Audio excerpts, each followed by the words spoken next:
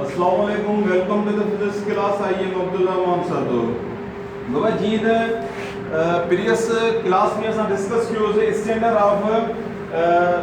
Length थे ऐं अॼु असां डिस्कस कयूं था बाबा स्टैंडर्ड ऑफ मैथ्स ते ही मैथ्स जो स्टैंडर्ड जेकी आहे उहा आहे असां वटि किलोग्राम। अॼु असां डिस्कस कयूं था त किलोग्राम असां केतिरी क्वांटिटी खे चऊं था। ही मैथ्स जो किलोग्राम जेको स्टैंडर्ड आहे उहो हिन ते कीअं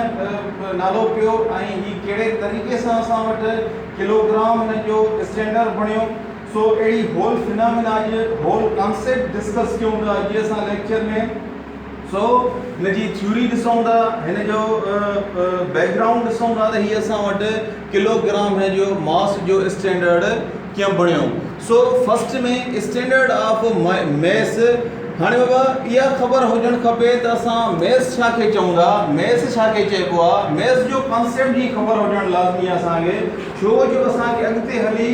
मैथ्स जी तमामु घणी यूटिलाइज़ेशन थींदी असांजे होल फिज़िक्स में अॻिते चैप्टर्स में। छो उते असांखे त इहा ज़रूरी आहे त असांखे मैथ्स जो कॉन्सेप्ट अचणु लाज़मी आहे। असांखे इहा शइ सम्झणु खपे त असां मैथ्स छा खे चवंदा आहियूं। छो जो हिन खां अॻु में तव्हां प्रीवियस क्लासिस में 6th 7th 10th ऐं 8th 9th में मैटर खे त बाबा स्टडी करे आया हूंदव। जॾहिं त असांजी स्टूडेंट जी कुझु स्टूडेंट जो इहो ख़्यालु हूंदो आहे त मैटर ऐं मैथ्स सेम शयूं आहिनि, मगर बाबा इहा शइ ईअं न आहे। मैथ्स अलॻि शइ आहे ऐं मैटर अलॻि शइ आहे। मैटर जो अलॻि कॉन्सेप्ट आहे ऐं उन खां पोइ असांजे मैथ्स जो अलॻि कॉन्सेप्ट आहे, अलॻि डेफिनेशन आहे, हिकु अलॻि व्यू आहे। सो फर्स्ट में अॼु असां मास खे डिस्कस कयूं था त बाबा मास चइबो छा खे आहे, मास जो कॉन्सेप्ट छा आहे, मास जी डेफिनेशन छा आहे, उनखे सम्झूं था। पोइ असां अचूं था त हुनजो स्टैंडर्ड किलोग्राम उन ते कीअं पियो, उनजो कॉन्सेप्ट कीअं ऐं असां केतिरी क्वांटिटी खे किलोग्राम जो नालो ॾिनोसीं, किथे किलोग्राम थियो ऐं उन खां पोइ असांखे छो ज़रूरत पई असांखे मैथ्स जे स्टैंडर्डाइज़ जी। छो सो होल असां डिस्कस अॼोके लेक्चर में कयूं था। सो फर्स्ट ऑफ ऑल मां हिन जी डेफिनेशन थो लिखां मास जी। बाबा the quantity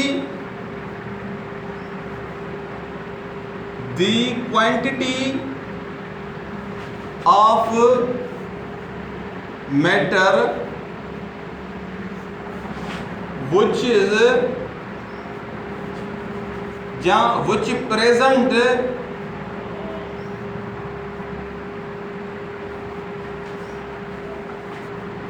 which present in the body is called mass। बाबा दी मैथ्स की डेफिनेशन समझने की कोशिश करियो। The quantity of matter which present in the body is called mass. हाणे बाबा असां मैस उन खे चवंदा आहियूं, असां मायो उन शइ खे चवंदा आहियूं, कंहिं बि शइ जो, कंहिं बि मटीरियल ऑब्जेक्ट जो मायो असां उन शइ खे चवंदा आहियूं, उन शइ खे चवंदा आहियूं जेकॾहिं असां ॾिसूं गौर कयूं त हर हिकु शइ बाबा मैटर जी ठहियल आहे। मैटर जी ठहियल आहे त हर हिकु शइ जेकी आहे उन में कॉन्फ़िगरेशन थियल आहे उन जी स्टेट जे हवाले सां। छो जो असांखे ख़बर आहे त मैटर जूं असां वटि 3 मेन स्टेट्स आहिनि, सॉलिड आहे, लिक्विड आहे, उन खां पोइ असां वटि बाबा गैस आहे। असांखे इहा बि ख़बर आहे त सॉलिड स्टेट में असांजे मॉलिक्यूल्स जो एटम्स जी कीअं कॉन्फ़िगरेशन आहे, कीअं डिस्ट्रीब्यूशन आहे, केतिरा हो टाइटली पैक्ड आहिनि, उन्हनि जे विच में उन्हनि वटि केतिरो मॉलिक्यूलर फोर्स आहे, उन में केतिरा फोर्सिस ऑफ अट्रैक्शन आहिनि। त स्टेट्स जे हवाले सां जेकॾहिं ॾिसिजे फर्स्ट स्टेट आहे बाबा सॉलिड, त उन में तमामु घणो फोर्स हूंदो आहे, अट्रैक्टिव फोर्स। उन खां पोइ जेकॾहिं लिक्विड में त उन खां घटि हूंदो आहे। सॉलिड जे कंपैरिजन में लिक्विड खे ॾिसिजे त उन्हनि जे मॉलिक्यूल्स जे विच में घटि फोर्स हूंदो आहे, अट्रैक्टिव। उन खां पोइ जेकॾहिं असां गैसेस स्टेट में ॾिसूं त बिटवीन मॉलिक्यूल्स अट्रैक्टिव फोर्स जेको हूंदो आहे उहो असांजो छा हूंदो आहे बाबा नेग्लिजिबल हूंदो आहे या इग्नोरेंस करण जेतिरो हूंदो आहे त हुन में ईअं असां इहा सम्झंदा आहियूं इहो कॉन्सेप्ट वठंदा आहियूं या इहो इमेजाइन कंदा आहियूं त हिन में न हुजण जे बराबरि फोर्स आहे इन जे करे हिन जा मॉलिक्यूल जेके आहिनि गैसेस स्टेट ऑफ मैटर जा उहे फ्रीली मूव कंदा ऐं हिक ॿिए खां तमामु घणे डिस्टेंस आहिनि वांडरली मूवमेंट कंदा त इन बेसिस ते असां हुनजूं स्टेट ऑफ मैटर खे डिस्ट्रीब्यूट कयो आहे सो मैटर त अची वियो मैटर जी असांखे ख़बर पइजी वई उनजी स्टेट जी ख़बर पइजी वई हाणे असां वटि बाबा अचे थो त दी क्वांटिटी ऑफ मैटर जेकी क्वांटिटी आहे मैटर जी कंहिं भी बॉडी में प्रेजेंट उनखे असां छा चवंदा आहियूं उहो उन ऑब्जेक्ट जो या उहो उन बॉडी जो छा आहे बाबा मैस आहे माना कंहिं भी ऑब्जेक्ट में मादे जो मौजूद मिक़दार जो नालो बाबा छा आहे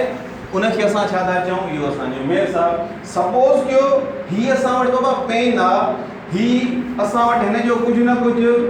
मैस आहे ही मैटर जी ठहियल आहे ज़रूर ही एटम्स ही मॉलिक्यूल्स जी ठहियल आहे हाणे जेकॾहिं हिन जो असांखे मायो फाइंड करणो आहे हिन जो असांखे मैस फाइंड करणो आहे त असां हिन में ॾिसंदासीं त हिन पेन में जेतिरो मिक़दार असांजो मैटर जो मौजूदु आहे उहो हिन पेन जो बाबा मैस आहे उहो असां काउंट कंदासीं त हिन जो इहो छा आहे बाबा मैस अची वञे थो ऐं उहो उनखे असां सॾींदासीं त इहो हिन पेन जो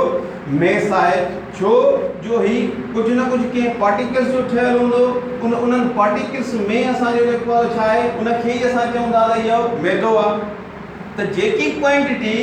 मैदे जी हिन पेन में मौजूदु आहे प्रेजेंट आहे उन जो अदर नेम या उनखे ई असां चवंदा आहियूं त इहो हिन पेन जो हिन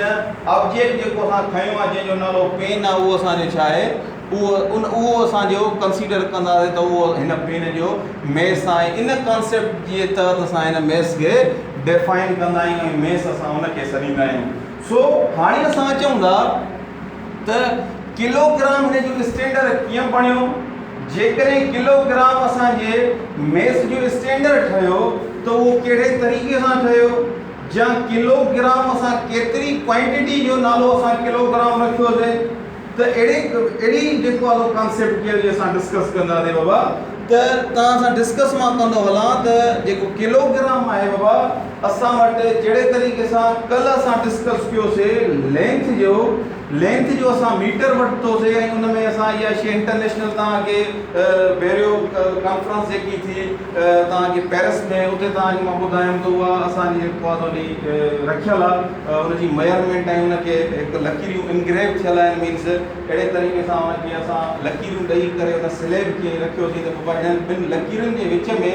जेको असांजी लेंथ आहे जेको डिस्टेंस आहे उहो असांजो छा आहे बाबा हिकु मीटर खे शो ऑफ करे थो ऐं अॼु खां बाद में असांजो लेंथ जी जेकी असां वटि रीडिंग हूंदी लेंथ जे यूनिट जी रेटिंग हूंदी उहा असां वटि एतिरी आहे उनखे असां नालो रखियोसीं या उनखे असां सॼोसीं त इहो बाबा छा आहे हिकु मीटर आहे अहिड़े तरीक़े सां असांखे मैस में बि हीअ बि बाबा फंडामेंटल क्वांटिटी आहे हीअ बि बेसिक क्वांटिटी आहे त असांखे हिते रिक्वायरमेंट थी त असां मैस जो बि हिकु प्रॉपर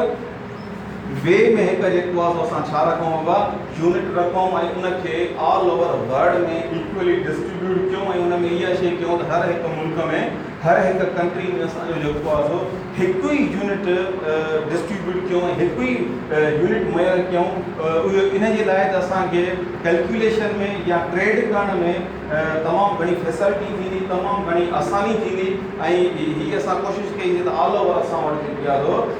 माना अहिड़ो ट्रेड हली वञे ऐं असांखे काई बि डिफिकल्टी न थिए सो हीअ बि बाबा असां वटि कॉन्फ्रेंस में इहा शइ तय थी त असां उनजो मैथ्स जो यूनिट रखूं उन खां पोइ मैथ्स जो यूनिट असां कीअं रखियोसीं उते साइंटिस्ट वेठा कॉन्फ्रेंस थी ऐं उते इहा शइ फाइंड आउट कई वई त साॻियो ई अलॉय इरिडियम ऐं प्लेटिनियम जो प्रोटोटाइप मटीरियल बाबा प्रोटोटाइप मटीरियल या प्रोटोटाइप असां चवंदा आहियूं हिकु इहो मिसाली तौर या मिसाल प्रोटोटाइप इरेडियम प्लेटियम एंड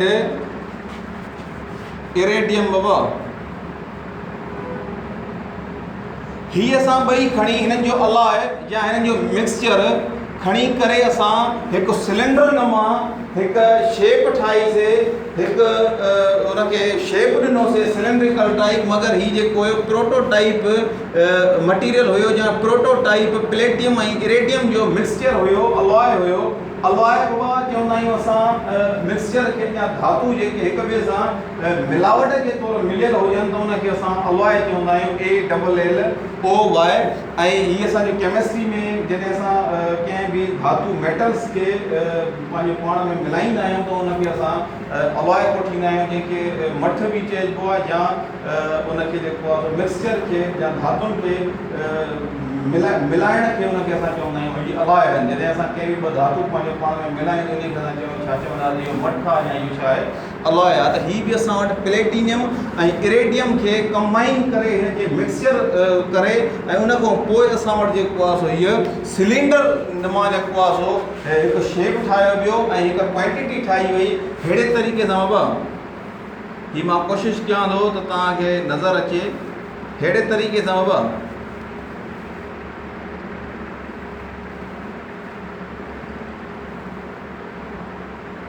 हिन साइज़ जो बाबा तव्हां वटि सिलेंडर नुमा हिकु शेप ठाहियो वियो ऐं हिन में जेतिरी क्वांटिटी मौजूदु हुई,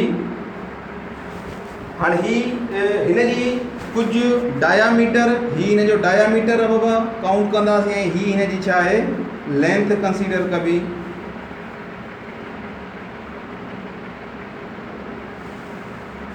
ही हिन जो डायामीटर आहे बाबा, ही जेको तव्हांजो सेंटर में आहे, ही सेंटर वारी जेकी लाइन आहे इनखे असां छा था चऊं डायामीटर। उन खां पोइ ही जेकी आहे हिन जी असां ही जेकी लाइन आहे उहा शो ऑफ कराए थी हिन जी हाइट खे। सो ही जेकी असांजी सिलेंड्रिकल निमा शेप हुयो, सिलेंड्रिकल निमा जेकी हिन जी माना शिकिल आहे, अहिड़े तरीक़े जी असां वटि अॼु बि पेरिस में इंटरनेशनल बैरियो में हीअ शइ अहिड़े साइज़ जी ऐं हिन शेप जी उते जेको आहे सोनी पई आहे। इनखे असां स्टैंडराइज़ बणायोसीं त हीअ असांजे 1 किलोग्राम जे बराबरि आहे। मीन्स हिन में जेतिरी क्वांटिटी मौजूदु आहे, हिन में जेतिरो अमाउंट मौजूदु आहे, उनखे असां कंसीडर कयोसीं, उनखे असां नालो बाबा छाजो ॾिनोसीं त इहा असांजी छा आहे 1 किलोग्राम। माना इहा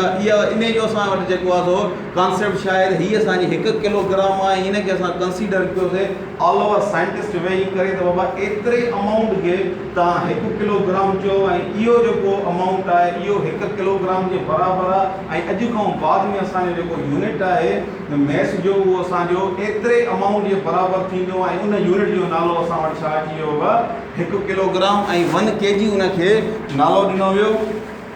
हिनखे बाबा 1 kg सॼो वियो, कंपेरिज़न कराई वई ऐं होल साइंटिस्ट इहा रिज़ल्ट कढियो त बाबा हीअ जेकी हिन सिलेंडर में क्वांटिटी मौजूदु आहे मैदे जी, या जेतिरो अमाउंट मौजूदु आहे उनखे असां छा था चऊं, उनखे असां कंसीडर कयो आहे त हीअ असांजो बाबा छा आहे 1 kg आहे ऐं 1 kg उनखे असां नालो ॾिनोसीं ऐं उनखे ई असां जेको आहे स्टैंडर्ड बणायोसीं छाजो मैस जो। अहिड़े तरीक़े सां असां वटि हीअ 1 किलोग्राम मैस जो स्टैंडर्ड अची वियो। उन खां पोइ बाबा असां वटि जेकॾहिं हिन जी ॾिसूं डायामीटर ऐं हिन जी हाइट जो एग्ज़ैक्ट वैल्यू मां तव्हांखे ॿुधाईंदो हलां त उहो असां वटि 39.1 मिलीमीटर आहे बाबा, 39.1 मिलीमीटर ही हिन जो डायामीटर ऐं हिन जी जेकी लेंथ आहे, ॿिन्ही खे जेकॾहिं मेजरमेंट ॾिसिजे त 39.1 मिलीमीटर आहे। इहो बि तव्हांखे माइंड में हुजे। ऐं उन खां पोइ बाबा ही असां 1 kg all over world means world wide इहो डिस्ट्रीब्यूट कयो वियो। इहा शइ ॿुधाई वई छो जो हुन कॉन्फ्रेंस में बि ऑल ओवर वर्ल्ड वाइड जा ई साइंटिस्ट हुया। ऐं उन खां पोइ जेकॾहिं इहा रिज़ल्ट निकितो फाइनल थियो त बाबा असां 1 kg ऐं मैस जो जेको असां वटि यूनिट आहे स्टैंडराइज़ आहे उनखे असां जेको आहे सो हेतिरे अमाउंट सां कंपेयर कयो आहे या हेतिरो अमाउंट उनखे असां 1 kg खे चऊं था त इहो एप्लीकेबल थी वियो ऐं फाइनल थी वियो। त उन खां पोइ असां हिनखे 1 kg खे ऑल ओवर द वर्ल्ड इहो डिस्ट्रीब्यूट कियो वियो ऐं उन खां पोइ इहा शइ थी त हर दुनिया जे हर हिकु मुल्क में इहा शइ मैथ्स जो 1 kg स्टैंडर्ड वरितो वेंदो हुयो ऐं होल द वर्ल्ड माना साॻियो ई सिस्टम ऐं साॻियो ई मैथ्स जो यूनिट मीन्स हर वापारी सिस्टम में या ट्रेड में हर हिकु जेको आहे उन सिटी में हर हिकु शॉप ते मीन्स जेको आहे 1 kg जो अमाउंट जेको हुयो उहो सेम अमाउंट वारो ई 1 kg असां वटि डिस्ट्रीब्यूट कयो ऐं उन में तमामु घणी जेको आहे फैसिलिटी अची वई। हाणे बाबा असां ॾिसूं था त हिन 1 kg जी असां वटि रिक्वायरमेंट छो पई, असां वटि नीड छो पई त असां 1 kg all over the world रखी छॾियूं या ही स्टैंडर्डाइज हर क्वांटिटी जो असां हिकु ई रखूं त स्पेशली असां हिन ते डिस्कस कयूं था त असांखे छो ज़रूरत पई त असां 1 kilogram all over the world रखूं त बाबा हर हिकु कंट्री में असांजो मैथ्स जो जेको यूनिट आहे या मैथ्स जो जेको स्टैंडर्डाइज आहे उहा हिकु ई हुजे, उन में असांखे वधीक फैसिलिटी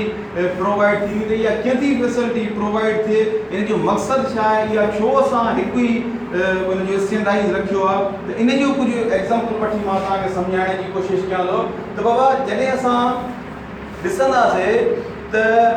पॉसिबल आहे इहा शइ त किथे जेको आहे सो कंहिं कंट्री में असांजो एग्ज़ाम्पल खयो आहे बाबा इहा तव्हांखे गौर हुजे, गौर में रखिजो त हीअ असां हिकु एग्ज़ाम्पल था कयूं। सपोज़ कयो हिकु अमेरिकन सिटीज़न या अमेरिकन पर्सन हिते पाकिस्तान में अचे थो, जॾहिं त अमेरिका में मैथ्स जो यूनिट बाबा आहे ग्राम, उन खां पोइ जेकॾहिं असां वटि पाकिस्तान में उहो साॻियो ई अचे थो त पाकिस्तान में असांजे मैथ्स जो जेको यूनिट आहे उहो असां वटि आहे बाबा kg। हाणे असांजे कंहिं बि सिटी जे कंहिं शॉप ते उहो अमेरिकन वञे थो ऐं उते हुनखे शुगर खपे थी ऐं उहो शुगर उतां परचेस करे थो, चए थो मूंखे शुगर ॾियो ऐं उनखे यूनिट ॿुधाए थो ग्राम। जॾहिं त असांजे शॉपकीपर खे शॉप वारे खे या दुकानदार खे इन शइ जी ख़बर ई न आहे, फॉर एग्ज़ाम्पल सपोज़ कयो तव्हां त उनखे ग्राम जे बारे में ख़बर ई न आहे, तव्हां इहा शइ सपोज़िशन में वठिजो जॾहिं त किलोग्राम ठीकु आहे हुन में 1000 ग्राम आहे, इहा शइ त असां ॼाणूं था, मगर मां इहा शइ थो चवां त ग्राम ऐं किलोग्राम हिकु अलॻि यूनिट्स हुजनि त उन टाइम असां इहा ॻाल्हि था कयूं। जेकॾहिं उहो अमेरिकन सिटीज़न दुकानदार को इहा शइ घुरे ग्राम्स में त उन छा दुकानदार खे इहा ख़बर हूंदी शुगर बाबा ग्राम्स में बि ॾियणी आहे, कॾहिं बि न। उहो चवंदो त हीउ मूंखां खंडु त घुरे थो या शुगर त घुरे थो, मगर हीउ घुरे घणी थो, कंहिं शइ जी ख़बर न आहे, छो जो उहो सिस्टम ऑफ यूनिट असांजो अमेरिका में यूटिलाइज़ थींदो आहे, जॾहिं त पाकिस्तान में असांजो किलोग्राम में थींदो आहे। जेकॾहिं उहो उन सां किलोग्राम में घुरंदो त उहो पाकिस्तानी शॉपकीपर जेको आहे उहो उनखे जल्दी जेको आहे सम्झी वेंदो ऐं उनखे जल्दी उहा शइ ॾेई वेंदो, मीन्स उन्हनि जी कम्यूनिकेशन में काई बि मुंझारो पैदा न थींदो, काई बि डिफ़िकल्टी न थींदी। अहिड़े ई तरीक़े सां असांखे जेके यूनिट्स आहिनि या जेके स्टैंडर्डाइज़ आहिनि उहे डिफ़िकल्टी क्रिएट कनि पिया, उनजे करे असां जेको आहे सो हिकु ई all over the world wide असां जेके आहे हर हिकु क्वांटिटी जो जेको आहे सेम जेको आहे हिकु ई असां जेको आहे हुन में यूनिट रखण जी कोशिशि कईसीं, हिकु ई स्टैंडर्डाइज़ रखण जी कोशिशि कईसीं जो असांजे हुन में टाइम बि बची ऐं मुंझारो बि घटि थी वञे ऐं हुन मां डिफ़िकल्टी बि ख़तमु थी वञे ऐं असां वटि सवलाईअ सां सभु जेको आहे सो वर्क परफॉर्म थी सघनि। जहिड़े तरीक़े सां बाबा असां वटि ॾिसो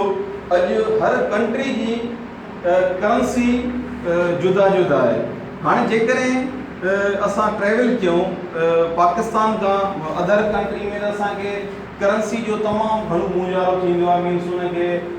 करंसी चेंज कराइणी पवंदी आहे उन मुल्क जे हवाले सां। जेकॾहिं अमेरिकन वञूं त अमेरिका जे हवाले सां, जेकॾहिं सऊदी अरबिया वञूं त सऊदी अरब जे हवाले सां, जेकॾहिं इंग्लैंड वञूं, मीन्स ऑल ओवर वर्ल्ड हर हिकु कंट्री जी करंसी जो रेट करंसी चेंज आहे। सो जेकॾहिं उहे अमेरिका वारो पाकिस्तान अचे त उनजो डॉलर आहे, डॉलर खे चेंज कराइणो पवंदो पाकिस्तानी रुपए में। उन खां पोइ जेकॾहिं इंग्लैंड वारो अचे त उहो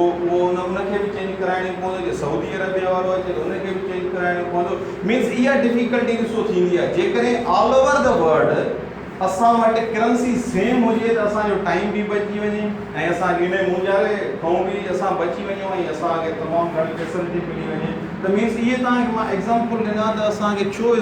यूटिलाइज़ेशन कंदा आहियूं असां ऑल ओवर द वर्ल्ड छो कोशिशि कंदा आहियूं त असां वटि कंहिं बि क्वांटिटी जो हिकु यूनिट हुजे छो जो उहो असांखे फैसिलिटेट कंदो आहे सो असांजो अॼु जो ई स्टैंडर्ड ऑफ मास हुयो त असां डिस्कस कयोसीं त स्टैंडर्ड ऑफ मैस असां वटि कीअं आयो उनजो नालो छा आहे किलोग्राम उनजी कहिड़े तरीक़े सां असां वटि उनजे हिकु कहिड़े अमाउंट जो नालो किलोग्राम आहे केतिरी क्वांटिटी ऑफ मैटर खे असां 1 kg चयोसीं जेकॾहिं उनखे चयोसीं त उनजी यूटिलाइज़ेशन छा आहे उनजा एडवांटेजिस छा आहिनि उहो बि तव्हां सां डिस्कस कयो उनजी नीड छो पई इहे सभु तव्हां सां ऑल ओवर जेको आहे सो हिन लेक्चर में डिस्कस कयूं आहिनि सो फाइनली मां तव्हांखे इहा सजेशन ॾींदुसि त जेकॾहिं तव्हांखे प्रीवियस या अॼु जे लेक्चर मां कोई बि काई बि शइ सम्झ में न आई हुजे या सम्झ में न अचे त प्लीज़ तव्हां कमेंट्स में मूंखां क्वेश्चन पुछी सघो था ऐं आउं इनशाला कोशिशि कंदुसि तव्हांखे हुनजो आंसर ॾियां so finally thank U very much